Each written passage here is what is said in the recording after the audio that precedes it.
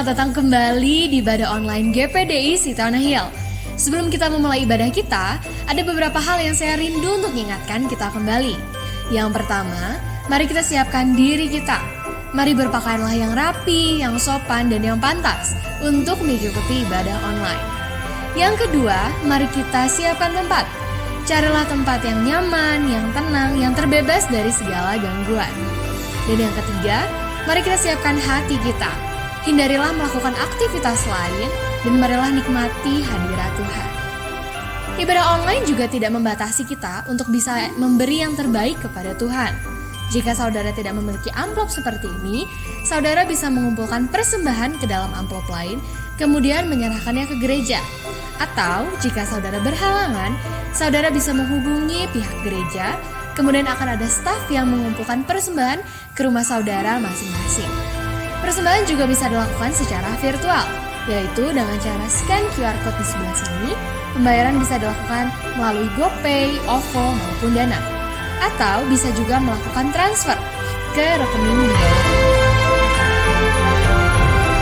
Mari kita beribadah bersama-sama dengan penuh sukacita, dan mari kita nikmati hadirat Tuhan. Tuhan Yesus memberkati. Selamat pagi Bapak Ibu Saudara sekalian.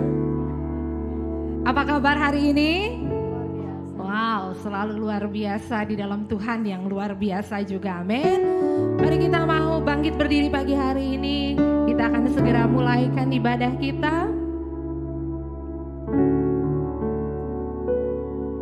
Saya percaya Tuhan kita adalah Tuhan yang setia, yang terus pegang tangan kita, berjalan bersama kita, bawa kita dari kemenangan kepada kemenangan, bawa kita dari kemuliaan kepada kemuliaan. Yang percaya katakan amin. Kalau Bapak Ibu terus percaya akan hal itu, mari kita mau nyatakan iman kita lewat pujian kita. Gak peduli apapun yang sedang terjadi, tapi biar hal itu tidak mengikat kita untuk kita datang memuji Tuhan, amin. Karena Allah kita adalah Allah yang beri kita kemenangan. Mari pagi hari ini kita mau arahkan pandangan kita kepada Tuhan, arahkan hati kita. Mari mulai mengangkat tangan kita dan menaikkan ucapan syukur kita. Haleluya. Yes. Haleluya. Yes. Haleluya. Haleluya. Haleluya. Oh. Haleluya. Haleluya. Haleluya.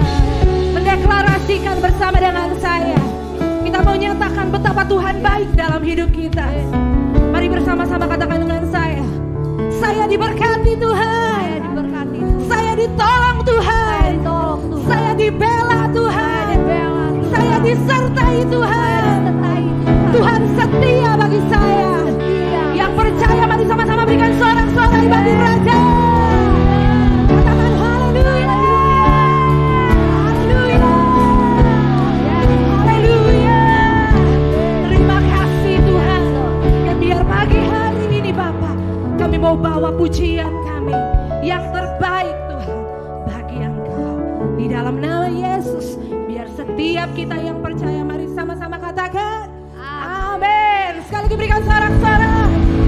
Haleluya. tidak ada kesukaan yang lebih besar selain kita berjalan bersama dengan Tuhan kita. Amin. Haleluya.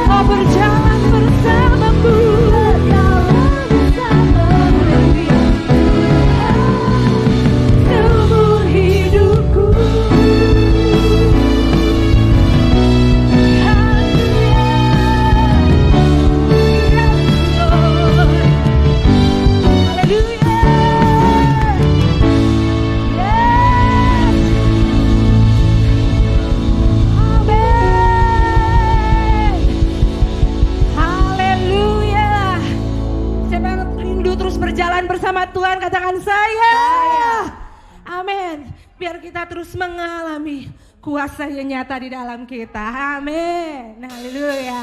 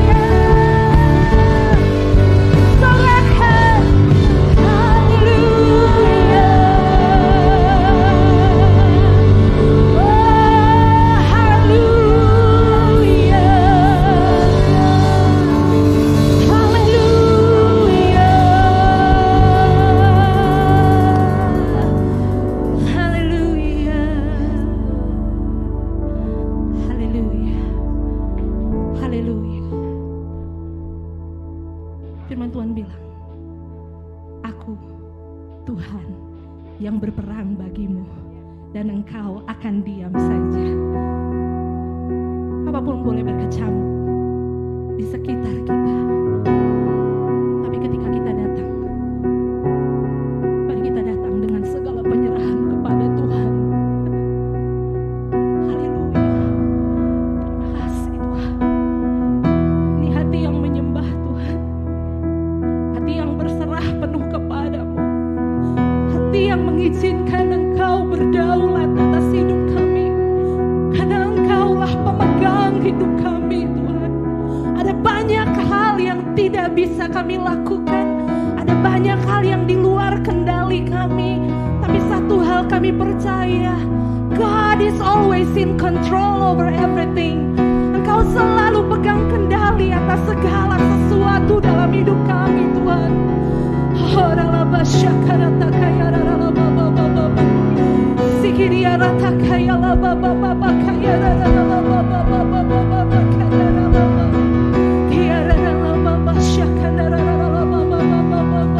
Mari yang letih datanglah, mari yang lelah datanglah, mari yang haus datanglah.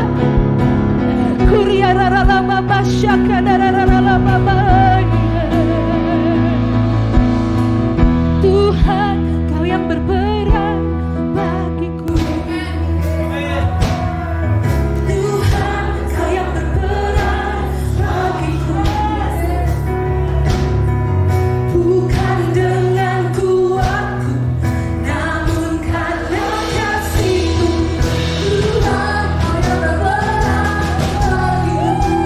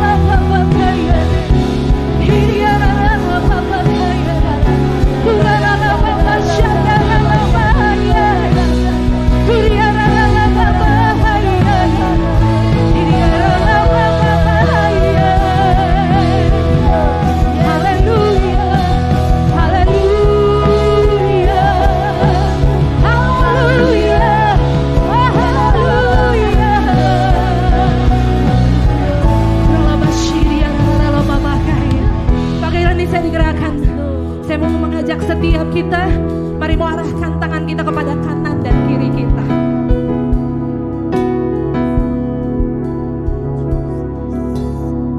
Mari berani untuk menyatakan apa yang Tuhan taruh dalam hati kita. Lepaskan apa yang harus kau lepaskan buat orang di sebelah kanan dan kiri. Pagi hari ini, mari ambil tindakan profetik, mari ambil tindakan iman. Mari berkata-kata buat orang di sebelah kanan, sebelah kiri kita sebagai dukungan kita. Sesama saudara seiman, sesama keluarga Allah. Mari rentangkan tangan untuk orang kanan dan kiri. Pada hitungan ketiga, kita akan sama-sama berdoa. Mari mulai bangkitkan roh. Ora laba shikarata kaya labaha. Ora baba kaya rata kaya laba shekere. Hirata kaya laba sedekere. Ora takamaya laba kabaso hedekere. Hati di dekat baba kema hatema. Soka basada rata kababa hate. Hiba kiriare. Upa basaki di dia. Upa baba sakiri dia raba baba. Kerebe hedia rala baba kaya rala. Jemaat kota di atas bukit, mari siap untuk melepaskan berkat buat orang di kanan kirimu. Pada hitungan 3 mulai berdoa. 1, 2, 3 berdoa buat orang di sebelah kananmu terlebih dahulu pagi hari ini. Kuralabaya labasyane. Berdoa Tuhan.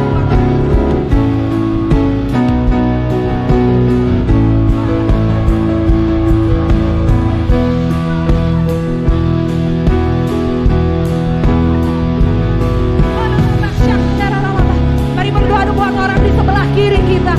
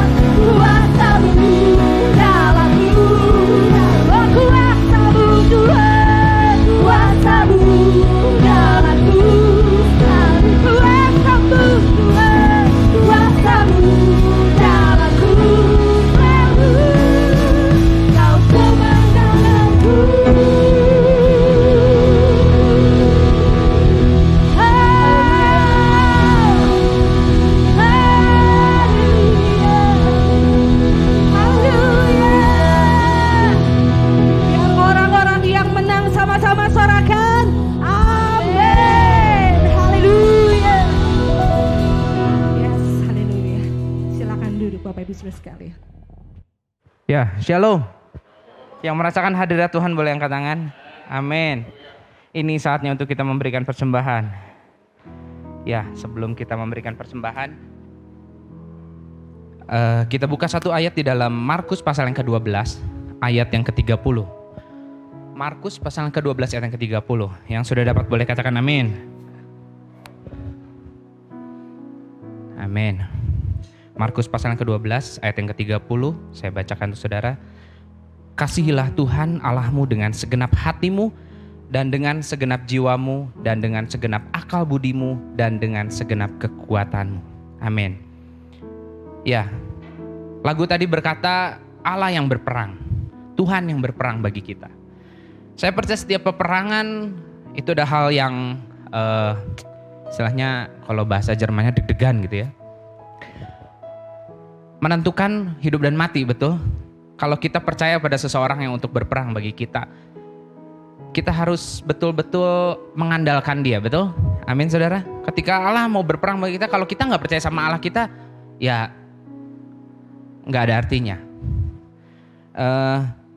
Di sini dikatakan ini ayat ini adalah ketika orang-orang ahli Taurat untuk mencobai Yesus, dia ngomong katanya, hukum manakah yang paling utama? Dan Tuhan katakan hukum yang terutama yang pertama ini. Kasihilah Tuhan Allahmu dengan segenap hatimu, dan dengan segenap jiwamu, dan dengan segenap akal budimu, dan segenap kekuatanmu. Berarti dari semua hukum yang ada, yang paling utama adalah mengasihi Tuhan. Amin. Kasih Tuhan. Saya punya satu cerita, kalau mengasihi Tuhan itu berarti mengutamakan Tuhan. Saya boleh katakan di sini bahwa mengutamakan Tuhan, menaruh Tuhan pada tempat yang pertama. Tidak ada apapun yang bisa menandingi. Kenapa? Karena Tuhan kita adalah Allah yang cemburu. Dia nggak suka, jangankan dibanding-bandingin, tapi ada yang lebih menarik daripada Tuhan. Dia nggak suka, karena Allah kita adalah Allah yang cemburu. Dia pengen kita menaruhnya di tempat yang paling utama. Suatu waktu ada orang yang pengusaha sukses, dia baru beli tanah di pinggir pantai, sekian puluh hektar luasnya. Dia udah berusaha untuk mau cari mau bikin satu usaha real estate, villa dan lain-lain. Ketika dia udah beli, dia datang ke tempat itu, ternyata di pantainya ada orang yang lagi leha-leha. Ada orang yang lagi santai, ada kelapa muda di sebelahnya, terus lagi bakar ikan dengan baju yang ya seadanya. Cuma pakai celana karena laki-laki ya. Badannya hitam, legam gitu ya. Pokoknya maco. Dan ketika si pengusaha ini ngomong, siapa nih orang leha-leha di tanah gua? Terus dia tanya, siapa kamu? Oh, saya nelayan katanya. Ngapain kamu di tanah saya? Loh, pantai kan bebas. Gak ada punya siapa, pantai itu bebas katanya. Terus kok kamu gak kerja katanya? Udah, saya udah nyari ikan. Karena nelayan itu kan jam kerjanya dari subuh ya, dari malam sampai pagi. Tiap pagi mereka udah pulang. Katanya, kenapa kamu gak kerja? Udah tadi. Kenapa gak tangkap ikan lagi? Buat apa katanya? Ya supaya ikannya tambah banyak dan banyak yang kamu hasilkan. Kenapa sih harus menghasilkan banyak uang katanya? Terus, iya Kak, supaya bisa menunjang kehidupanmu selanjutnya. Terus kata dia, lalu kalau menunjang kehidupan saya selanjutnya, kapan saya menikmati hidup katanya? Si pengusahanya akhirnya mikir-mikir, iya juga ya. Kalau terus berusaha, akhirnya dia lupa, dia gak pernah nikmatin hasil usahanya. Dan di cerita ini kadang-kadang Tuhan itu tadi katakan bahwa kita punya kuasa. Di Kejadian dikatakan kita punya kuasa untuk menaklukkan alam ini. Kita punya kuasa untuk melakukan, kita di atas ciptaan Tuhan yang lainnya. Kita itu lebih punya akal budi. Ada sesuatu yang istimewa. Tapi ketika kita lebih mengandalkan berkat dari apapun, kita justru bukan menguasai. Kuasa kita itu hilang. Kita malah balik dikuasai. Ketika kita berfokus kepada apa yang kita terima, apa yang Tuhan berkati saya. Coba cek saudara, banyak mintanya atau banyak bersyukurnya ketika kita berdoa. Ketika kita banyak mintanya, berarti Tuhan itu hanya sebatas pemberi berkat buat kita. Gak lebih dari itu.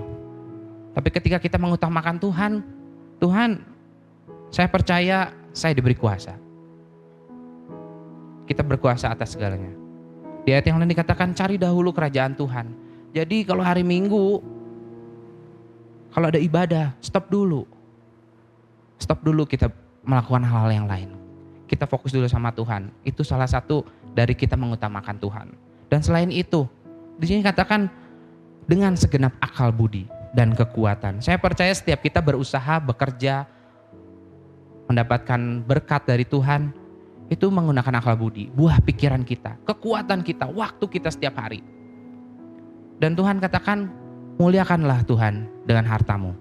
Saya percaya setiap kita saat ini akan memberikan persembahan, ini bukti dari kita mengasihi Tuhan. Salah satu dari bukti kita mengasihi Tuhan. Di mana kita mengutamakan Tuhan, juga ini buktinya. Kita mengutamakan Tuhan atau mengutamakan hobi kita, atau mengutamakan yang lainnya, atau mengutamakan mungkin lebih mengutamakan kekhawatiran kita, aduh ke depan gimana. Tapi inilah bukti kita mengutamakan Tuhan. Amin. Mari kita angkat persembahan kita beri yang terbaik. Biar kita mengandalkan Tuhan untuk berperang. Haleluya. Tuhan Yesus, terima kasih Tuhan buat pagi hari ini. Kalau kami masih boleh diberikan kesempatan untuk beribadah kepadamu, biar Engkau yang lihat setiap tangan-tangan yang terangkat, setiap persembahan yang akan diberikan. Kami mengucap syukur buat semua berkat yang Tuhan percayakan buat kami. Tuhan, kami mengasihi-Mu dan kami ingin mengutamakan Engkau. Engkau di tempat yang pertama. Ini bukti dari kasih kami berikan yang terbaik. Kami berikan persembahan ini hanya di dalam nama Tuhan Yesus Kristus. Setiap yang percaya katakan, amin. Mari memberi dengan sukacita.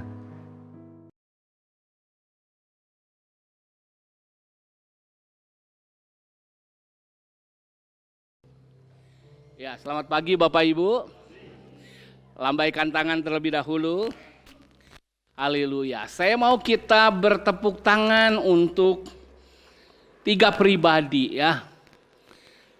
Dan saya mau saudara enggak buru-buru bertepuk tangan. Ketika sudah bertepuk tangan, nanti puncaknya saudara bertepuk tangan, saudara tahu maknanya. Pribadi yang pertama yang layak untuk kita beri tepuk tangan, beri sorak-sorai, beri pengagungan, tentu adalah Tuhan Allah. Setuju? Karena Dia yang memberkati kita, Dia yang menyertai kita sehingga kita ada di tempat ini. Mari bangkitkan roh saudara, mari naikkan pujian penyembahan dengan bertepuk tangan bagi Dia. 1, 2, 3. Haleluya. Saudara katakan pujian bagi Dia. Katakan penyembahan, katakan pengagungan, katakan haleluya. Puji Tuhan, haleluya. Tuhan baik. Yang merasa Tuhan baik bertepuk tangan lebih bersemangat. Katakan haleluya. Namamu ditinggikan pagi hari ini di tempat ini. Namamu diagungkan di dalam nama Yesus. Haleluya. Saudara rasa sesuatu, amin? Ketika memuji Tuhan, amin? Saya minta backgroundnya diganti ya. Saya kurang suka background ini. Layarnya besar tapi cuma segini. Kasih yang penuh. Sama dengan hidup kita. Hidup kita ini begitu luas. Jangan batasi Tuhan. Katakan jangan batasi Tuhan. Amin. Coba lihat kiri kanan. Dan kalau mereka ada di tempat ini, mereka bisa berdiri di dalam iman. Saya rasa dia, saudara kiri kanan, perlu diberi tepuk tangan. Katakan kau luar biasa. Oh, lihat semakin banyak orang. Katakan kau luar biasa. Engkau luar biasa. Engkau luar biasa. Yang sakit disembuhkan kau luar biasa. Yang dalam persoalan diberi kemenangan kau luar biasa. Bahkan yang sedang bergumul tetap ada di tempat ini. Katakan kau luar biasa. Amin. Saya lihat wajahnya mulai tersenyum. Saya lihat semangatnya mulai bangkit. 1 orang lagi yang layak diberi tepuk tangan. Siapa saudara? Mari beri tepuk tangan untuk diri saudara sendiri. Kenapa? Tar dulu. Karena saudara bisa pilih ada di tempat lain. Tapi saudara pilih ada di tempat ini untuk memuji Tuhan. Saudara ada banyak masalah. Tapi saudara pilih untuk memuliakan Tuhan. Haleluya. Siapakah pemenang itu? Mari beri sorak-sorai lagi buat diri saudara sendiri. Haleluya. Siapa yang stand still? Haleluya. Mari kita baca firman Tuhan. Tetap berdiri. Deklarasikan firman Tuhan ini. Di dalam 2 Tawarik pasal 20. Kita akan baca 3 ayat terlebih dahulu. 2 Tawarik pasal 20. Ayat 1, 2. Dan kita loncat ke ayat 12. Sudah dapat? 1 Tawarik, 2 Tawarik pasal 20, ayat 1, 2, dan 12. 1, 2, 3. Setelah itu Bani Moab dan Bani Amon datang berperang melawan Yosafat bersama-sama sepasukan orang Meunim. Datanglah orang memberitahukan ke Yosafat, suatu laskar yang besar datang dari seberang laut Asin, dari Edom, menyerang tuanku. Sekarang mereka di Haseson Tamar, yakni En Gedi. Ayat 12. Ya Allah kami, tidakkah Engkau akan menghukum mereka? Karena kami tidak mempunyai kekuatan untuk menghadapi laskar yang besar ini yang datang menyerang kami. Kami tidak tahu apa yang harus kami lakukan, tetapi mata kami tertuju kepadamu. Amin. Saudara lihat, ada Bani Moab, ada Bani Amon. Siapa mereka? Kalau kita lihat latar belakang mereka, mereka adalah apa saudara? Hasil incest saudara. Dari ayah mereka. Ini udah jelas-jelas kedagingan yang kelihatan. Hawa nafsu yang kelihatan. Dan mereka bersepakat. Oh, mereka menyerbu. Bahkan ada orang Edom. Siapa orang Edom? Ingat peristiwa Esau. Jatuh hanya karena sepiring kacang merah saudara. Apa yang terjadi saudara? Hal-hal lahiriah, hal-hal duniawi, hal-hal yang penuh hawa nafsu.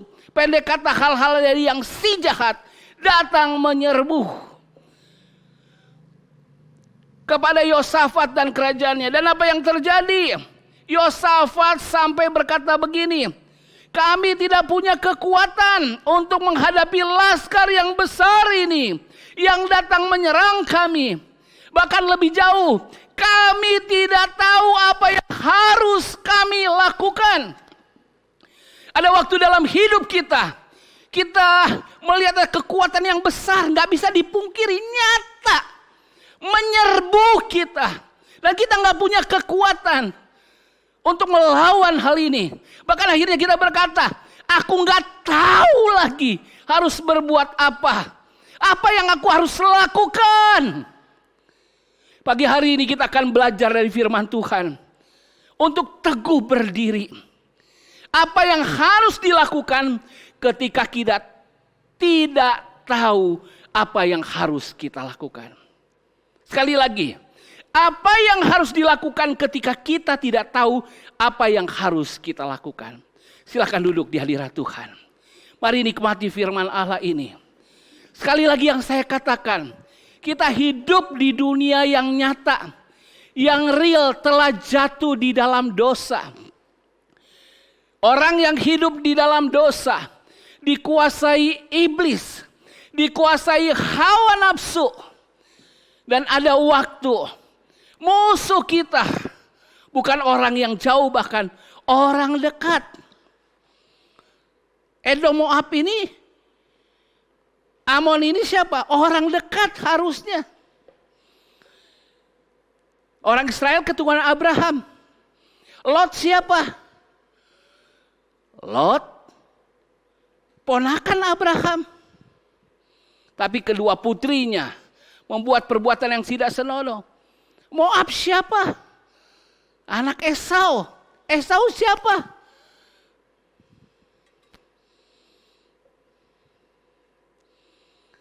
Kaitannya dekat saudara.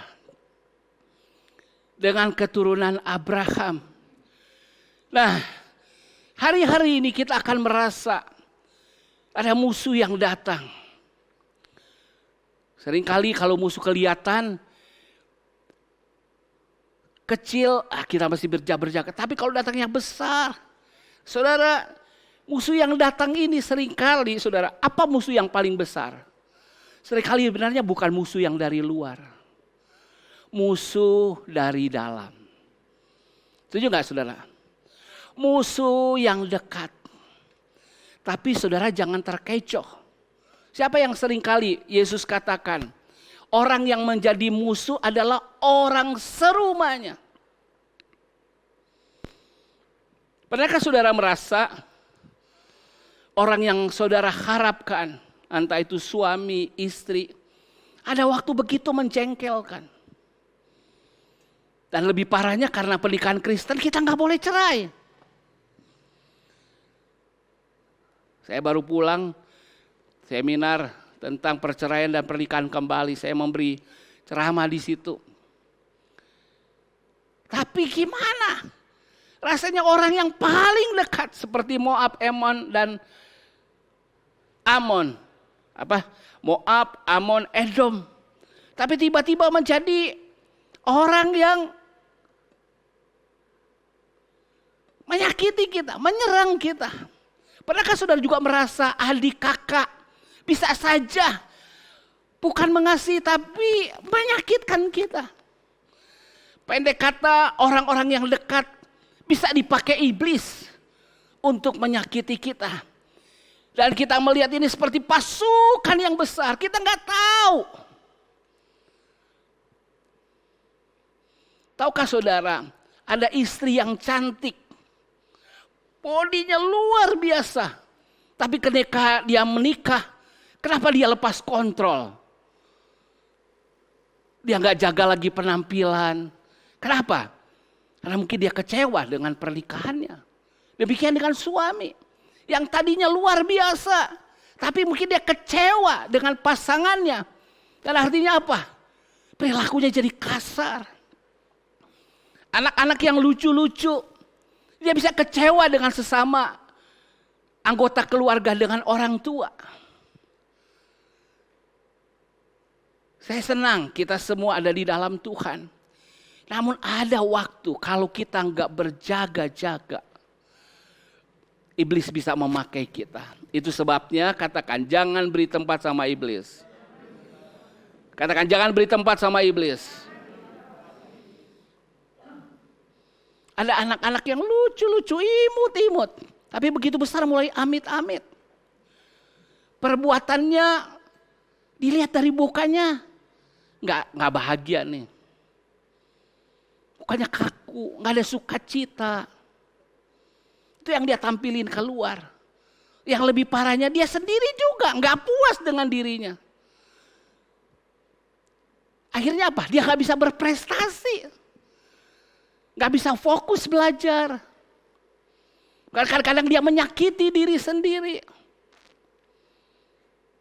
Seringkali kalau musuh di luar kita bisa tahu menghadapinya. Namun kayak gini, karena terlalu dekat di sekitar kita, kita ngomong, duh gak tahu gelap. Pernikahan, nikah tapi kering.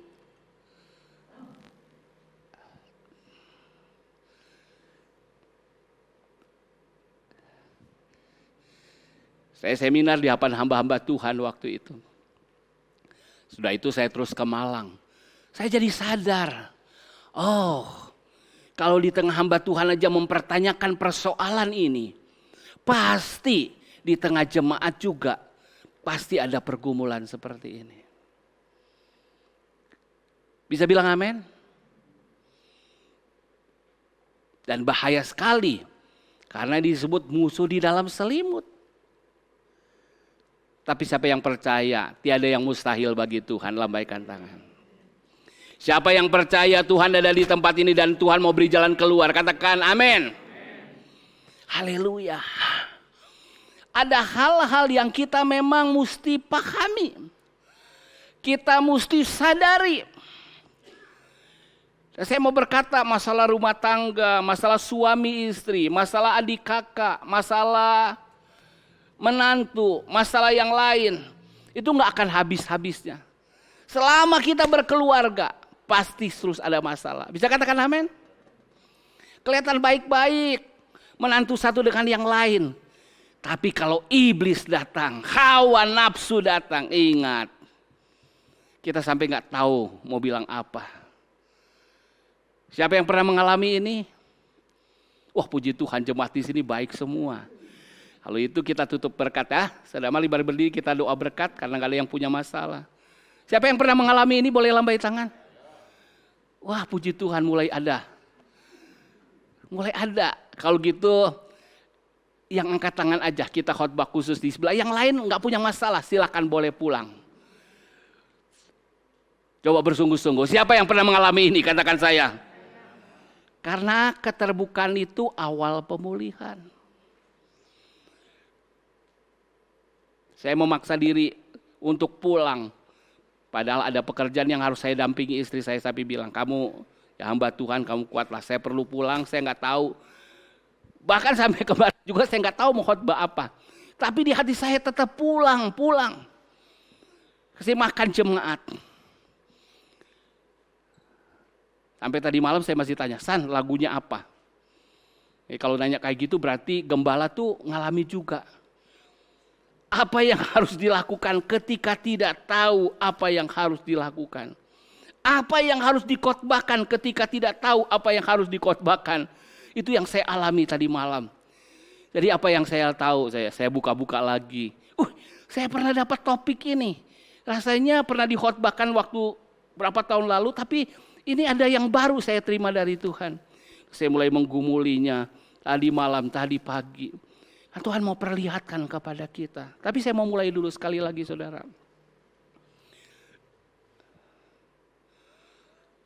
Keluarga itu gambaran gereja. Semua orang punya ideal. Aduh, kalau udah jadi anak Tuhan, kalau kamu jadi orang gereja, manis banget. Tapi pada faktanya, gereja itu siapa? Itu adalah kumpulan orang percaya yang belum sempurna. Katakan belum sempurna. Sedang disempurnakan. Jadi jangan berharap sempurna. Sama dengan keluarga. Keluarga itu juga terdiri dari orang-orang yang tidak sempurna. Saya pengen saudara lihat, baik istri, suami. Tetapi justru karena kita keluarga Kristen, kita harus punya iman. Dia Bapa yang sempurna, sanggup menyempurnakan pernikahan kita. Sanggup menyempurnakan keluarga kita. Coba kita serius pagi hari ini. Kalau kita kasih skala dari 0 sampai 10. Berapa bahagia kita dengan keluarga kita? Pertama dengan pasangan kita. Kalau ada yang udah 100, siap-siap Tuhan udah mau panggil pulang tuh. Udah sempurna soalnya. Ada yang baru berkata 30%. 50%, 60%. Pokoknya kalau udah 100% siap-siap aja. Tuhan bilang siap ya, udah lulus nih. Tapi saya percaya semua kita punya persoalan. Kalau yang 30% berarti persoalannya 70%. Kalau kebahagiaannya 50%, 50% pasti persoalannya. Yang penting pagi hari ini satu, saudara. Maukah saudara terbuka kepada Tuhan? Bahwa keluarga selalu menjadi sasaran iblis. Bahwa setiap kita bisa dipakai iblis kalau kita nggak berjaga-jaga. Amin. Selama kita ada di dunia harus waspada. Keluarga kita kalau tidak berjaga-jaga jadi alatnya iblis. Satu sisi memang keluarga adalah perwujudan surga di bumi. Itu tujuan Tuhan. Tapi kalau kita nggak waspada, nggak mengandalkan Tuhan, nggak membangun sesuai dengan nilai-nilai Tuhan, saudara, apa yang terjadi? Keluarga yang harusnya tempat yang paling baik, harta yang paling berharga adalah, puji Tuhan jemaat di sini muda semua, jadi nggak tahu lagu itu ya. Ya. Youth semua. Jadi sukacita. Lihat wajahnya senyum-senyum tuh. Amin. Nah, saudara, saya tiba-tiba bicara tentang keluarga. Apa yang harus dilakukan ketika kita tidak tahu apa yang harus kita lakukan? Ketika kita ketemu masalah, kita bingung. Saking bingungnya ada orang jadi penyendiri. Saking bingungnya ada orang jadi sakit jiwanya. Bukan gila, tapi emosinya terganggu. Ada waktu menyendiri, nggak mau ngapa-ngapain. Tapi ada waktu tiba-tiba ekstra semangat. Itu ada istilah-istilahnya kalau di psikologi itu. Kalau orang tertekan nggak mau ngapa-ngapain, potensinya nggak keluar. Kalau pelajar nggak bisa keluar tuh prestasinya. Kalau pegawai nggak bisa jadi cemerlang dan rata-rata perbuatannya. Gitulah. Atau ada orang yang ekstrim. Wah, dia keluar tetangan, tiba-tiba dia melakukan sesuatu yang nggak terduga, meledak. Dipacu oleh energi negatif, akhirnya dia melakukan sesuatu yang awalnya kelihatan bersemangat, tapi tiba-tiba usaha jor-joran. Dia nggak usah lagi, ternyata sudah gambling. Nggak punya perhitungan. Atau ada orang yang, kenapa mukanya judes? Sebenarnya dia benci sama diri. Tapi dia munculin di wajah orang kepada orang lain.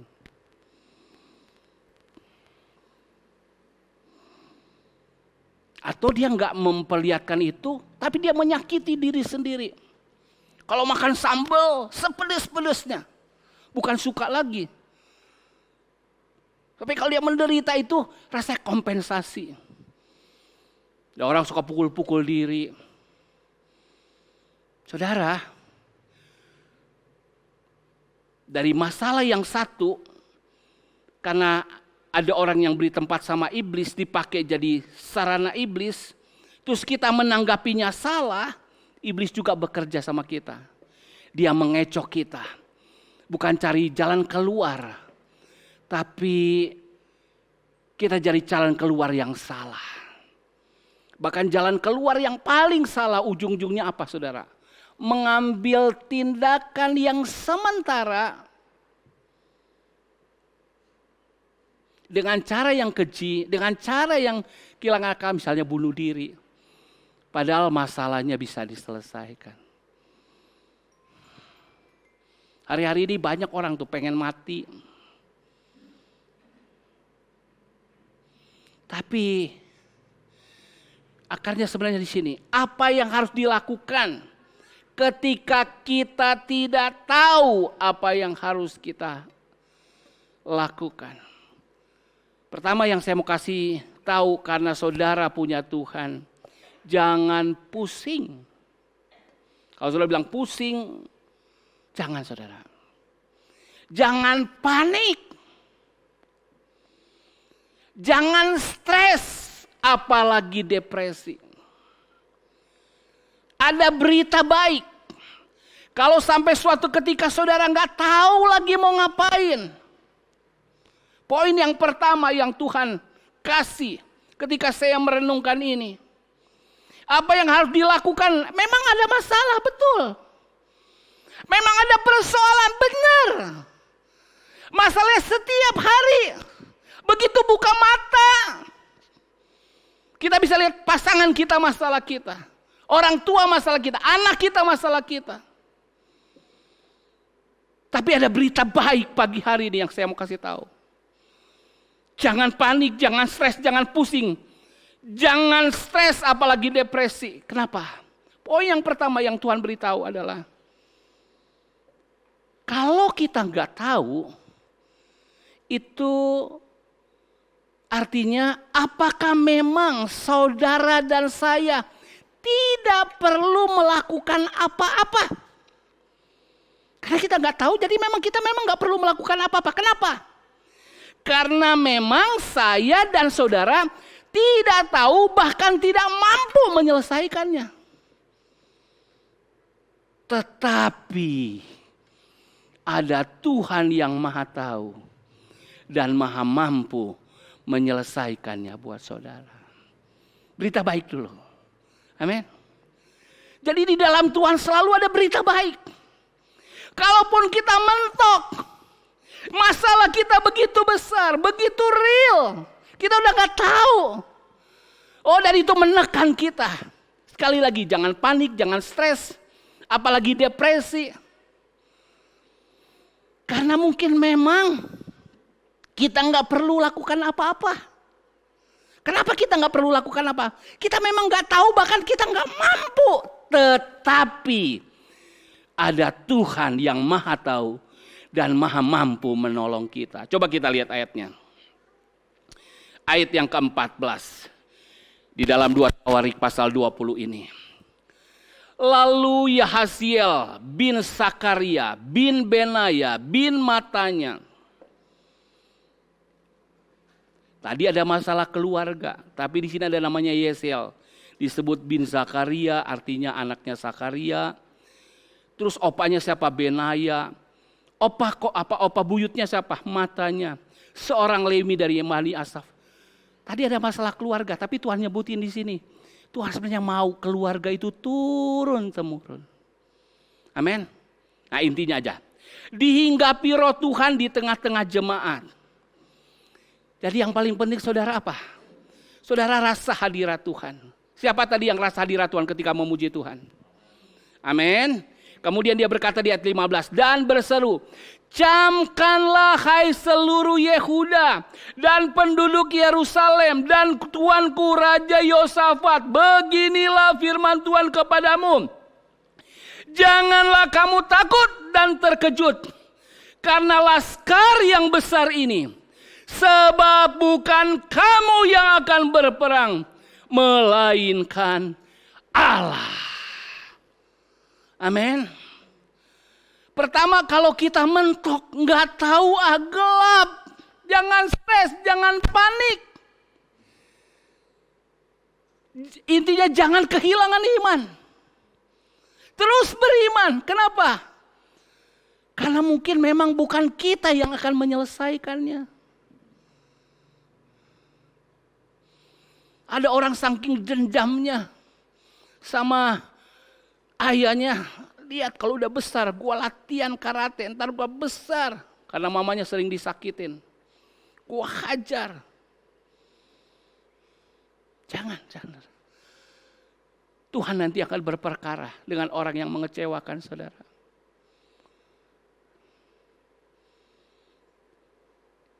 Bukan kamu yang akan berperang, melainkan Allah. Karena memang bukan ayah, ibu, anak, atau keluarga yang jadi masalahnya. Masalahnya siapa? Kuasa gelap.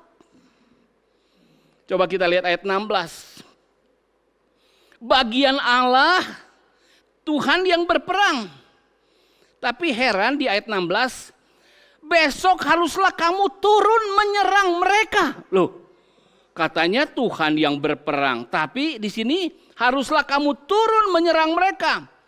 Mereka akan mendaki pendakian Ziz dan kamu akan mendapati mereka di ujung lembah, di muka padang gurun Yeruel. Dalam peperangan ini tidak usah kamu bertempur. Oh, saudara, tadi haruslah kamu turun menyerang mereka. Tetapi di pertempuran ini bukan kamu yang bertempur. Hai Yehuda dan Yerusalem, tinggallah berdiri di tempatmu, stand still.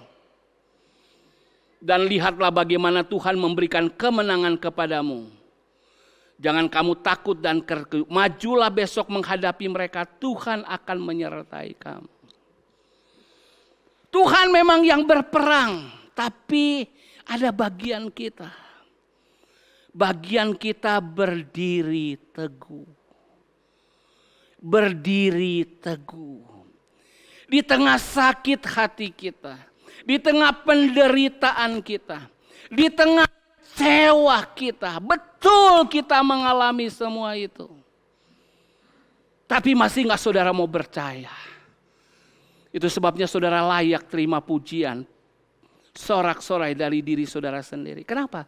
Saudara ada di tempat ini. Katakan saya ada di rumah Tuhan. Katakan saya ada di hadirat Tuhan. Itu cukup saudara. Itu cukup membuktikan saudara beriman. Dan lanjutlah beriman. Sampai saudara melihat keselamatan yang dari Tuhan. Ada waktu orang stres, gimana saya ngubah suami saya? Gimana saya ngubah istri saya? Saudara nggak bisa mengubah. Saya nggak bisa mengubah. Hanya Tuhan yang bisa mengubah.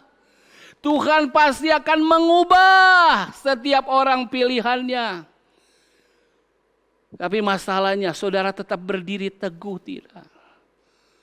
Stand still saudara, berdiri teguh di dalam iman. Percaya, saya nggak tahu, saya nggak mampu. Tuhan sanggup. Yesus sanggup.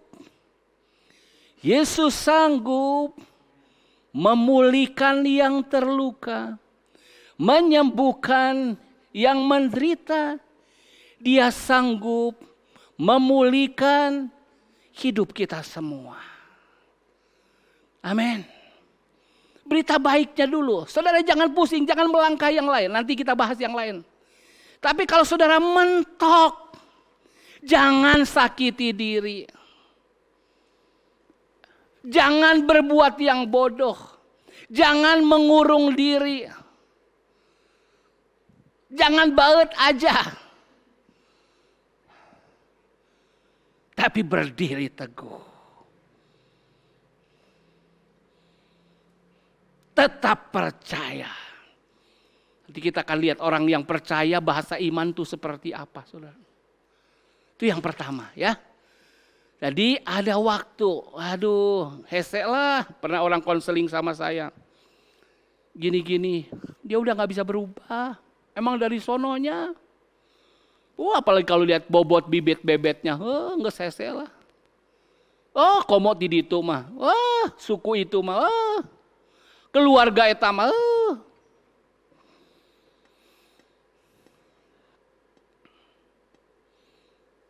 Yang perlu saudara yang pertama adalah, saudara perlu tahu, memang mungkin kita nggak perlu lakukan apa-apa. Ya karena kita tidak tahu, tidak mampu. Tapi ada Tuhan yang maha tahu dan maha mampu. Saudara tangkap di sini? Saudara masih tetap mau berdiri teguh? Tetap mau percaya? Mata kita nggak melihat, tapi ada cara Tuhan, ada tangan Tuhan bekerja. Menjamah keluarga kita, pasangan kita. Saya berdoa pulang dari tempat ini, jangan pura-pura nggak tahu. Tapi mari percayakan sama Tuhan. Karena Tuhan sanggup memulihkan. Kenapa Tuhan sanggup memulihkan dan mau memulihkan? Ingat, Tuhan mati bagi kita ketika kita masih berdosa. Ketika kita masih jauh, masih seteruh. Itu sebabnya Tuhan belum selesai dengan kita semua, dengan pasangan kita, dengan orang yang menyakiti kita. Artinya kalau Tuhan tahu dan Tuhan mampu, sebenarnya yang kita mau tangkap adalah Tuhan terus mengampuni dia. Kalau begitu kita stand still, tetap percaya Tuhan. Mari lepaskan juga pengampunan bagi orang-orang itu. Tuhan saja mau ampuni dia. Masa kita nggak mau ampuni dia? Pegang hati saudara pagi hari. Ingat semua luka hati yang dikatakan pasangan saudara. Ingat sikapnya, sinisnya. Perkataan yang nggak enak, yang menyakitkan. Kitu wae teu bisa. Mungkin ada dari pandangannya, dari perkataannya, perbuatan. Kasar sama kita, beleguk, bodoh. Menyakiti hati saudara. Tapi pagi hari ini, pegang hati saudara. Maukah saudara lepaskan pengampunan? Tutup mata semuanya. Berdoa bersama saya. Tuhan, aku membawa orang yang menyakitiku Entah itu suami, istri, anak, orang tua. Tapi pagi hari ini, dalam nama Yesus, aku ambil keputusan. Sebagaimana Tuhan mengampuni aku. Aku juga mengampuni pasanganku. Mengampuni orang tuaku. Mengampuni anakku. Mengampuni keluargaku. Aku ambil keputusan dalam nama Yesus, lepaskan pengampunan. Dalam nama Yesus. Pagi hari ini biar Engkau angkat luka hati. Sembuhkan Tuhan, pulihkan Tuhan. Engkau sanggup membasuh dosa. Engkau sanggup memulihkan tubuh yang sakit. Pagi hari ini Kau juga sanggup menyebutkan semua sakit hati. Di dalam nama Yesus. Di dalam nama Yesus. Di dalam nama Yesus. Biar mereka terus mulai melangkah. Dengan keputusan terus mengampuni orang yang menyakiti mereka. Bahkan sekarang mari berdoa lagi bersama saya. Tuhan, aku ambil keputusan untuk melepaskan kasih.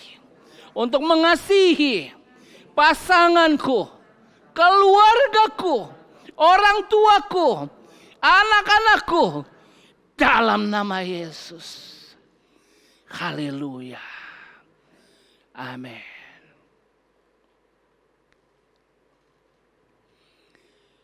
Ketika Tuhan berperang, ada bagian Tuhan, ada bagian kita.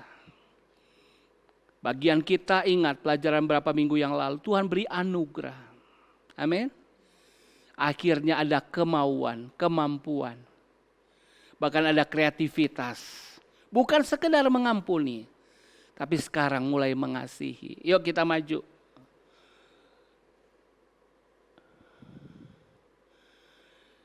Apa yang harus dilakukan ketika kita tidak tahu apa yang harus kita lakukan?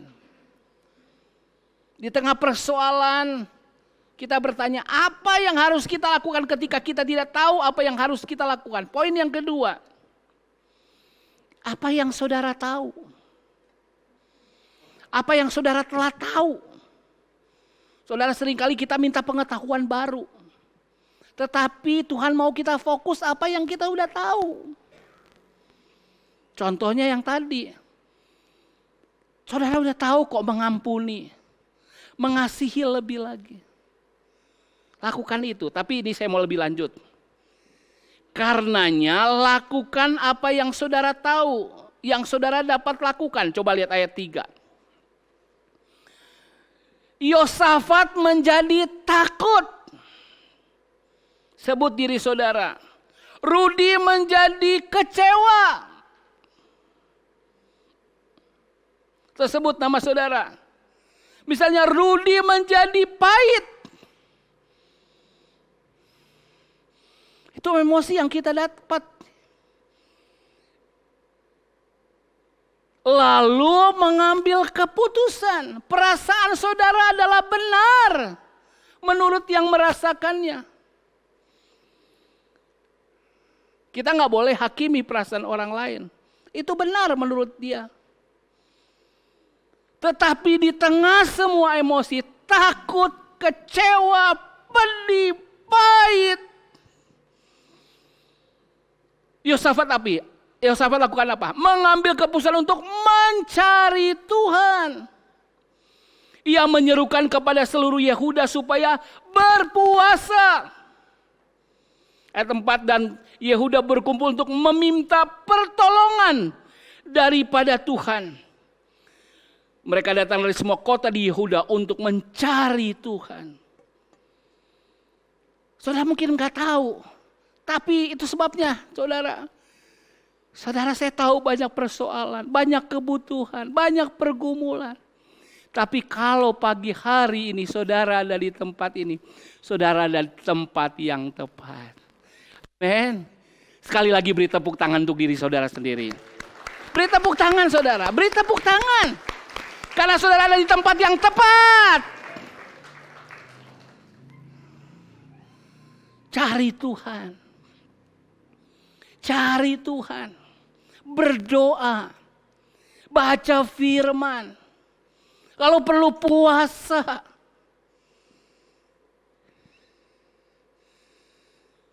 Di ayat 12.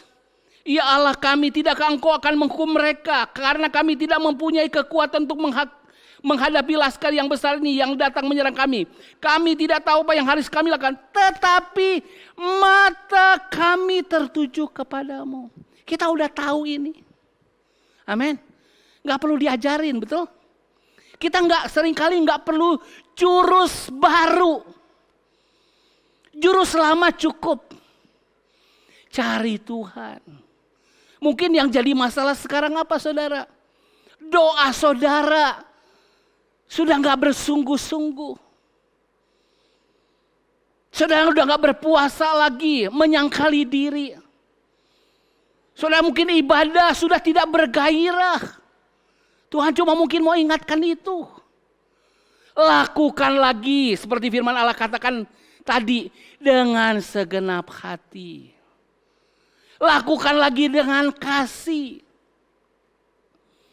Kalau kita bisa lakukan itu kepada Tuhan, saya percaya kita juga bisa lakukan itu sama pasangan kita.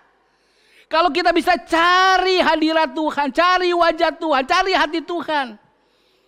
Pasangan-pasangan masih cari enggak?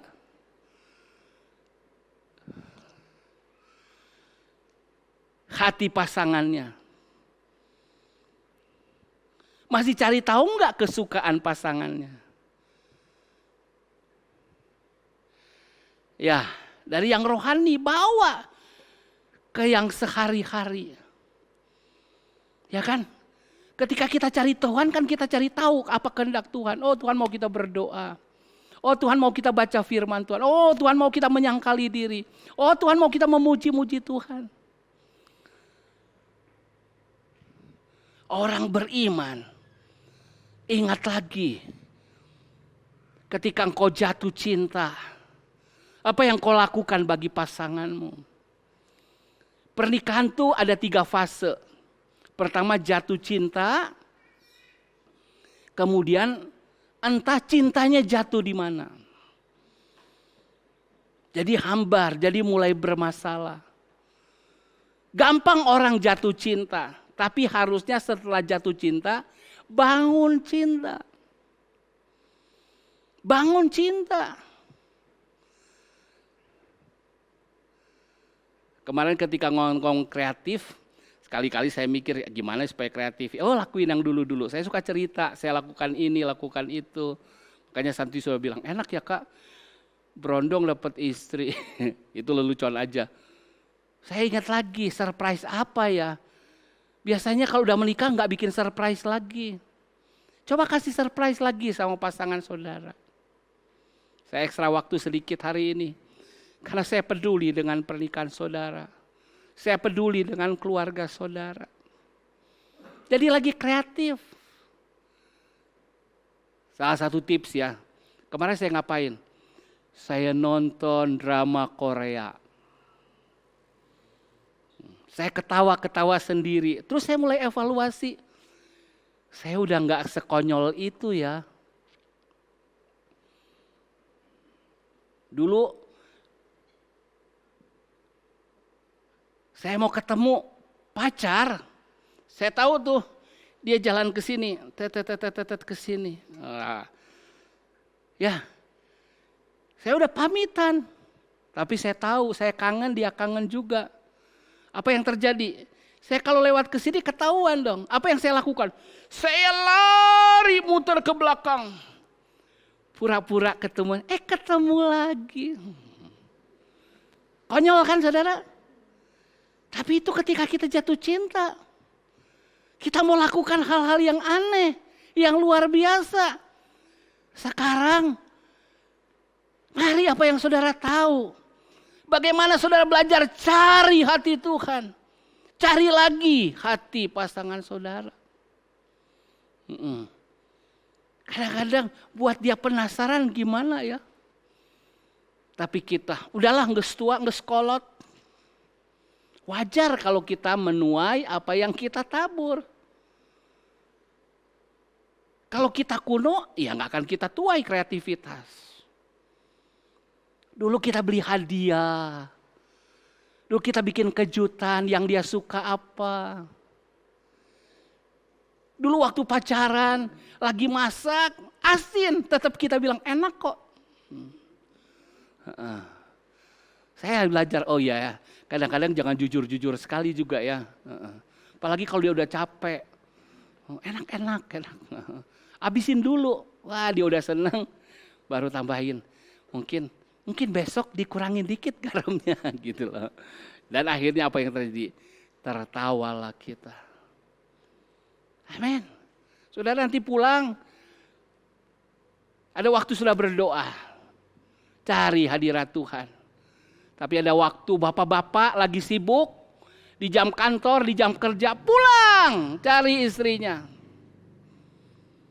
Ya bapak-bapak gak amin ini. Pulang cari istrinya. Mulai amin. Tapi belum keras. Bapak-bapak lagi sibuk mau badminton, mau senang-senang. Tiba-tiba yang gak diharapin istri.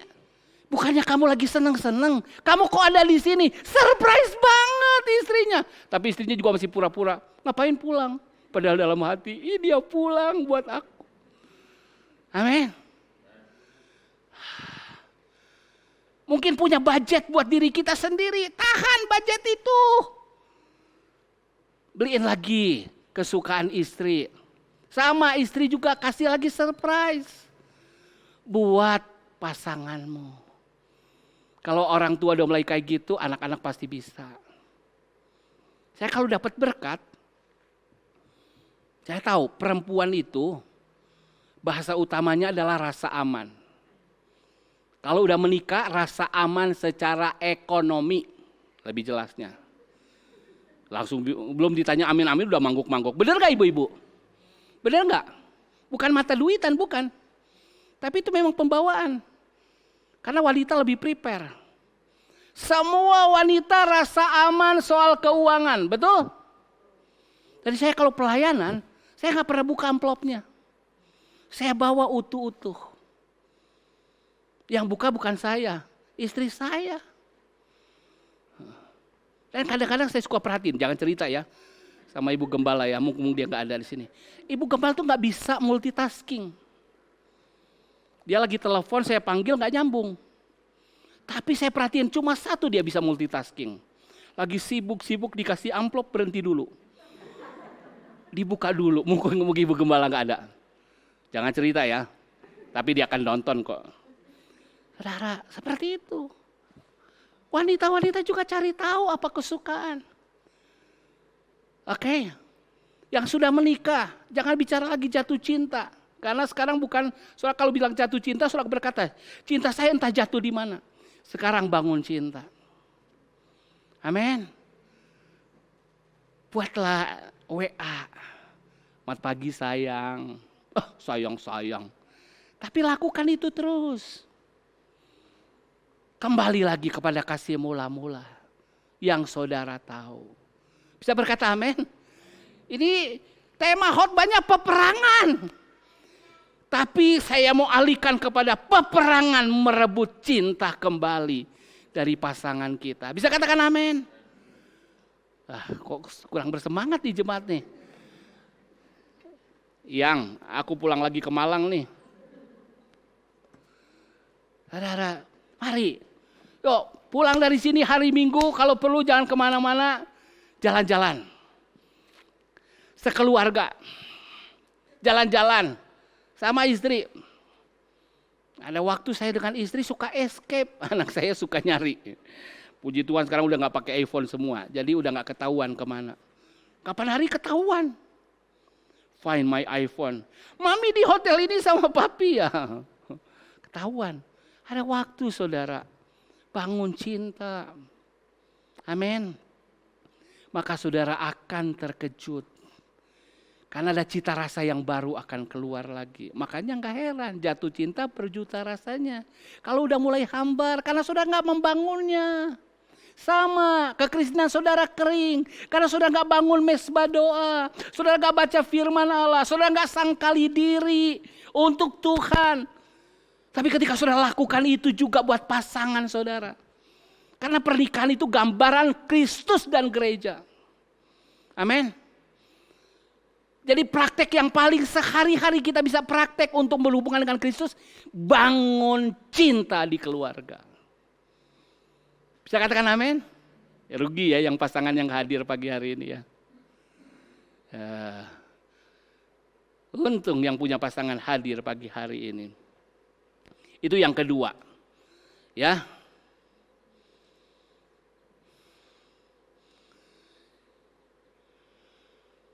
Ayat 20 coba lihat. Keesokan harinya pagi-pagi mereka maju menuju padang gurun Tekoa. Ketika mereka hendak berangkat, berdirilah Yosafat dan berkata, dengar hai Yehuda dan penduduk Yerusalem, percayalah kepada Tuhan Allahmu dan kamu akan tetap teguh. Percaya juga kepada nabi-nabinya dan kamu akan berhasil.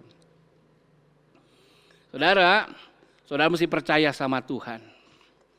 Tapi percayalah kepada pemberita firman Allah. Percayalah juga kepada orang-orang yang rohani. Jangan dengar masukan yang lain. Tadi saya bilang, ada waktu saya nonton drama Korea. Ya untuk dapat ide aja.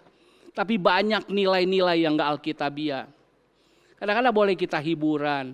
Boleh baca tertentu. Tapi sekali lagi, percayalah kepada firman. Kalau untuk kreatif, ide aja yang diambil. Ya, yang ketiga, yang terakhir. Apa yang harus dilakukan ketika kita tidak tahu apa yang harus kita lakukan? Ini pertanyaannya harusnya menjadi begini. Apa yang harus kita ketahui ketika kita tidak tahu apa yang harus kita lakukan? Apa yang saudara perlu tahu? Poin yang ketiga. Perhatikan. Lewat persoalanlah Tuhan memberitahu. Tuhan melatih. Tuhan membuat saudara dan saya berdiri teguh. Dan tetap berdiri teguh. Tuhan maukan kita berdiri teguh. Temanya kan berdiri teguh. Amin. Saudara mau keluarga saudara teguh kan? Terus berdiri teguh kan? Kalau gak ada persoalan gak bisa dibilang teguh. Tapi hanya ketika lewati persoalan. Lewati pergumulan. Lewati permasalahan. Tapi ketika kita terus berdiri di dalam Tuhan. Dipulihkan, terus dipulihkan. Orang akan berkata, wah benar ya, Tuhan keluargamu itu luar biasa. Sudah menjadi kesaksian. Pertama kesaksian buat saudara sendiri, saudara teguh. Saudara bisa berkata, aku dan keluargaku, kami akan melayani Tuhan. Jadi persoalan pasti akan saudara hadapi. Pertama memang karena dunia ini sudah jatuh dalam dosa. Anak-anak, kenapa mungkin ayahmu menjengkelkan? Ibumu mungkin tidak bijaksana. Karena semua manusia sudah jatuh dalam dosa.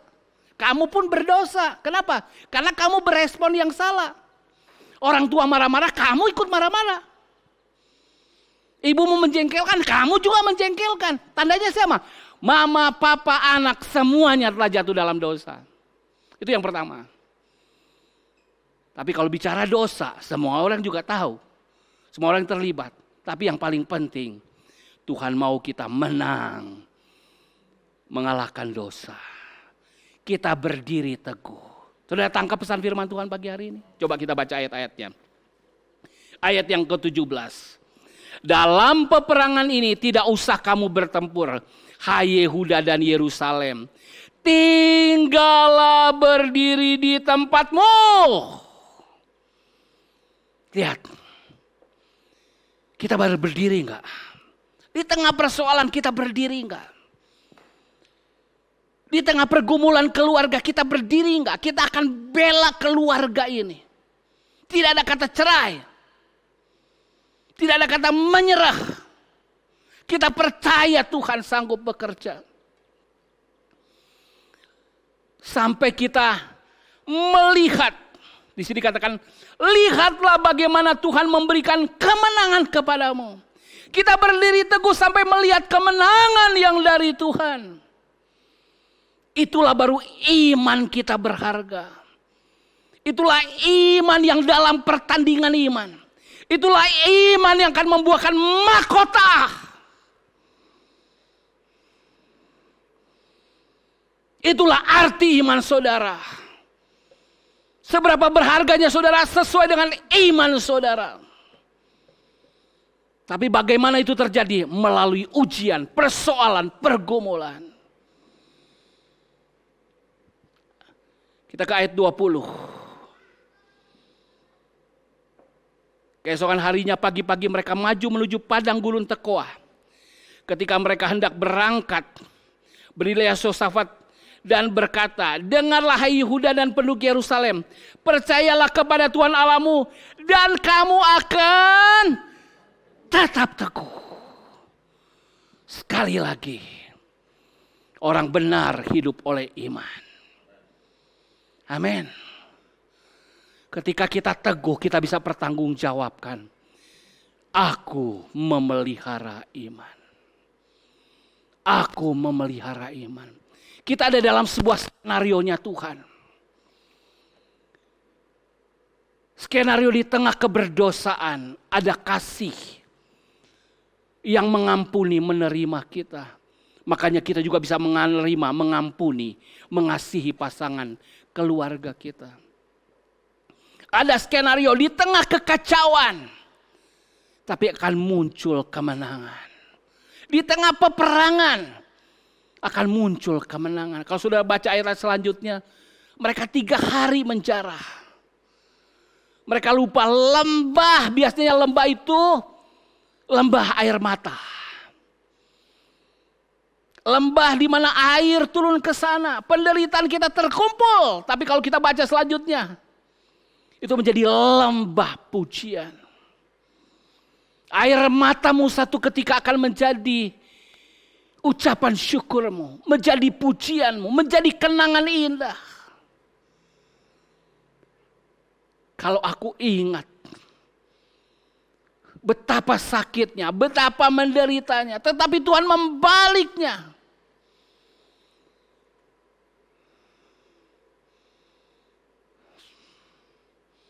Aku yang pakai kain kabung diganti dengan jubah sukacita.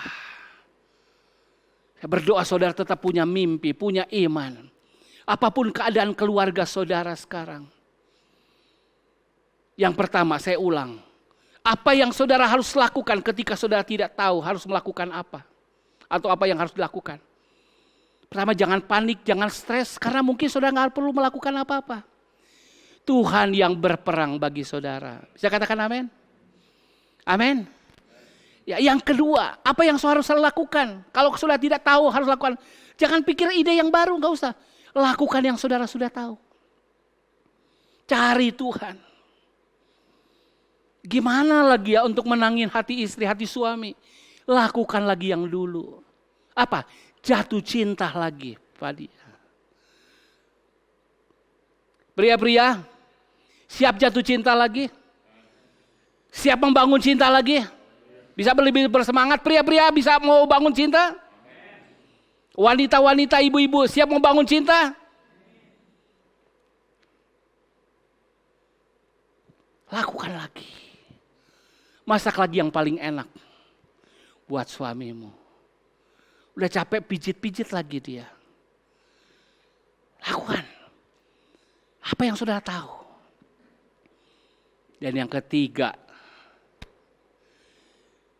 tujuannya adalah apa? Apa yang harus kita tahu? Yang harus kita tahu bahwa Tuhan mau lewat persoalan, lewat pergumulan, lewat permasalahan ini, kita berdiri teguh di dalam iman. Iman kita seperti yang Ayub katakan, aku tahu jika engkau menguji aku, bahwa aku akan muncul seperti emas. Mari berdiri di hadapan Tuhan. Haleluya. Haleluya. Haleluya. Haleluya. Siapa yang percaya ada kemenangan di hadapan Tuhan? Siapa percaya ada pemulihan di hadapan Tuhan? Amin. Haleluya. Sudah bersemangat pagi hari ini? Haleluya, haleluya. Mari kita nyanyikan sebuah pujian. Saya mau saudara proklamirkan iman saudara. Bagaimana mereka melakukan tadi berdoa, mencari Tuhan. Bahkan apa yang mereka lakukan di tengah peperangan, mereka bersorak-sorai. Ngomong-ngomong ayat itu saya sudah baca belum? Ayat terakhir kita. Ayat 21 dengarkan saja. Setelah ia berunding dengan rakyat, ia mengangkat orang-orang yang akan menyanyi nyanyian untuk Tuhan dan memuji Tuhan dalam pakaian kudus yang semarak. Pada waktu mereka keluar di muka orang-orang bersenjata sambil berkata, nyanyikanlah nyanyian syukur bagi Tuhan, bahwasanya untuk selama-lamanya kasih setianya. Ayat 22. Ketika mereka mulai bersorak-sorai dan menyanyikan nyanyian pujian, dibuat Tuhanlah penghadangan terhadap Bani Amon dan Moab dan orang-orang dari pegunungan Seir yang hendak menyerang Yehuda, sehingga mereka terpukul kalah. Lalu Bani Amon dan Moab berdiri menentang penduduk pegunungan Seir, hendak menumpas dan memunahkan mereka. Segera sesudah mereka membinasakan penduduk Seir, mereka saling bunuh-membunuh. Lihat, Tuhan akan buat musuh kita berperang satu dengan yang lain. Amin. Dan saudara siap menjarah berkat-berkat Tuhan. Haleluya. Saya mau ada sukacita, ada sorak-sorai pagi hari ini. Haleluya. Mari bertepuk tangan dengan semangat.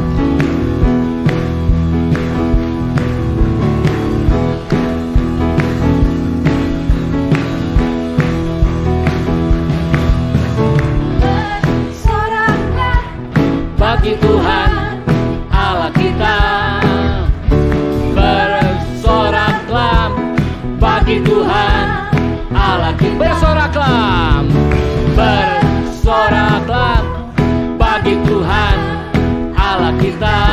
Katakan, bersoraklah bagi Tuhan Allah kita. Di dalam nama Tuhan Yesus ada kuasa dan kemenangan. Di dalam nama Tuhan Yesus kuasa iblis telah dikalahkan. Bersoraklah bagi Tuhan Allah kita. Katakan, bersoraklah bagi Tuhan Allah kita. Di dalam nama Tuhan Yesus ada kuasa dan kemenangan. Di dalam nama Tuhan Yesus kuasa iblis telah dikalahkan. Saya mau saudara ingat, peperangan kita bukan melawan darah dan daging. Bukan suami kita musuh kita, bukan istri kita, bukan keluarga kita, tapi ada roh jahat, ada kedagingan, ada hawa nafsu di sana yang harus kita perangi. Sekarang jangan fokus dulu dengan persoalan saudara, tapi fokus kepada Dia yang beri kemenangan. Fokus kepada Dia yang akan berperang menggantikan kita. Amin. Saya mau lihat wajah-wajah yang berat, kurang senyum, kurang sukacita. Pagi hari ini bersukacita. Bukan hanya bersukacita, bersorak-sorai. Amin. Saudara siap? Siap. Saudara patahkan cemberut saudara. Saudara patahkan muka yang kaku. Saudara patahkan hati yang kecewa. Ganti dengan sukacita Tuhan. Amin. Mari nyanyi dengan lebih bersemangat lagi. Katakan, haleluya. Bersoraklah bagi Tuhan Allah kita. Bersoraklah bagi Tuhan Allah kita. Bersoraklah, bersoraklah bagi Tuhan Allah kita. Bersoraklah bagi Tuhan Allah kita. Di dalam nama Tuhan Yesus ada kuasa dan kemenangan. Di dalam nama Tuhan Yesus kuasa iblis telah dikalahkan. Bersoraklah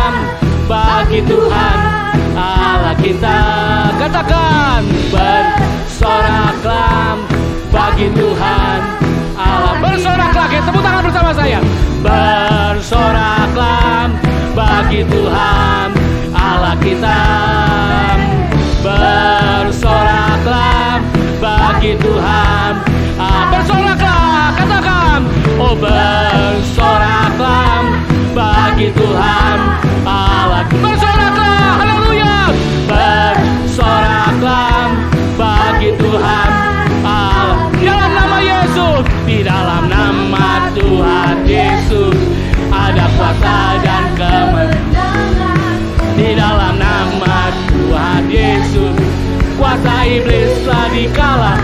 Dalam nama Yesus, dalam nama Yesus, dalam nama Yesus ada kemenangan. Katakan, dalam nama Yesus, dalam nama Yesus, oh iblis dikalah.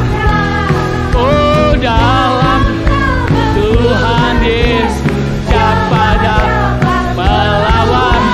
Dalam nama Tuhan Yesus ada. Dalam nama Yesus, oh dalam nama Yesus, dalam nama Yesus ada kemenangan.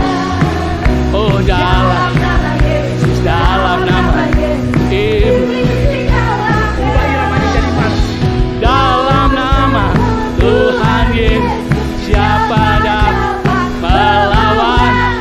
Dalam nama Tuhan Yesus ada sekali lagi dalam nama Yesus. Oh dalam nama Yesus, dalam nama Yesus ada katakan dengan iman.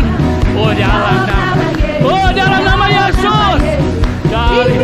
Oh haleluya. Oh dalam nama Tuhan Yesus siapa dapat melawan. Oh dalam nama Tuhan Yesus ada sekali lagi dalam nama Yesus. Dalam nama Yesus. Dalam roh sakit hati aku patahkan dalam nama Yesus. Roh kekecewaan aku patahkan dalam nama Yesus. Oh dalam nama Yesus. Kawan nafsu dipatahkan. Tuhan Yesus siapa dapat melawan. Dalam nama Tuhan Yesus ada kemenangan. Ada kemenangan.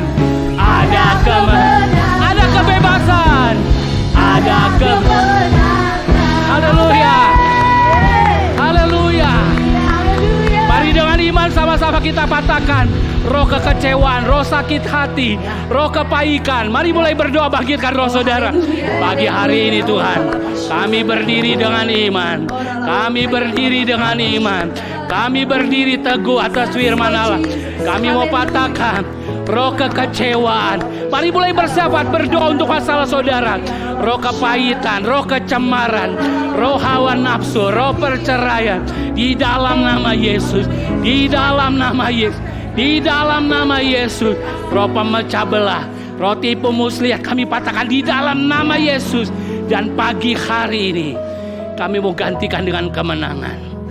Kami mau gantikan dengan ucapan syukur. Kami mau gantikan dengan sorak-sorai. Kami mau gantikan dengan iman percaya. Tidak ada yang sulit buat Tuhan. Tidak ada yang mustahil bagi Tuhan. Tuhan yang sanggup memberi anggur yang baru untuk pernikahan kami. Tuhan yang sanggup memberi anggur yang lebih baik buat pernikahan kami, buat keluarga kami. Kami mau percaya. Kami akan tinggal diam melihat Tuhan berperang dan beri kemenangan kepada kami. Hamba lepaskan berkat buat seluruh jemaat, buat setiap pria. Biar roh gagah perkasa, roh yang kreativitas, roh yang membangun cinta ada pada setiap pribadi.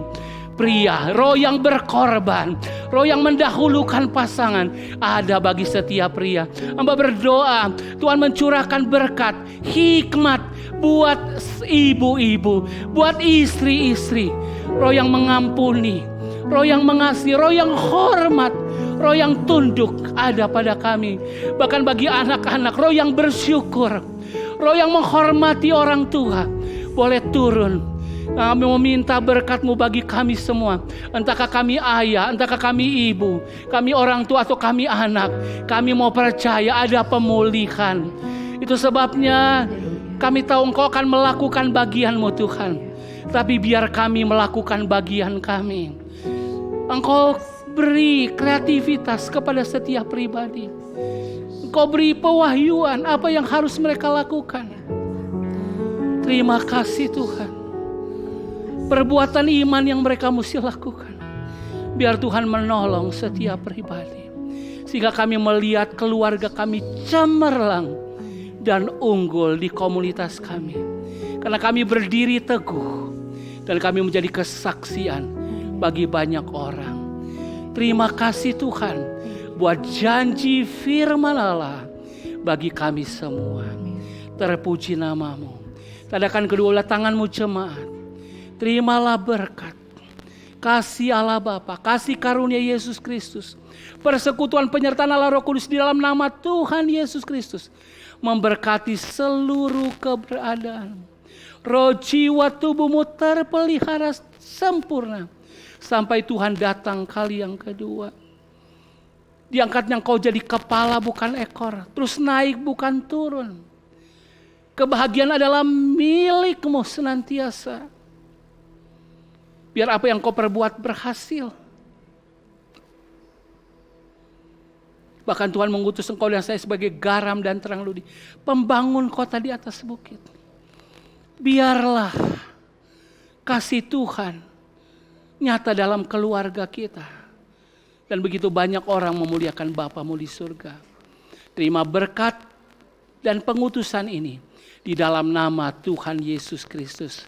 Dan semua orang yang terima pemulihan dari Tuhan katakan, amin. Katakan amin.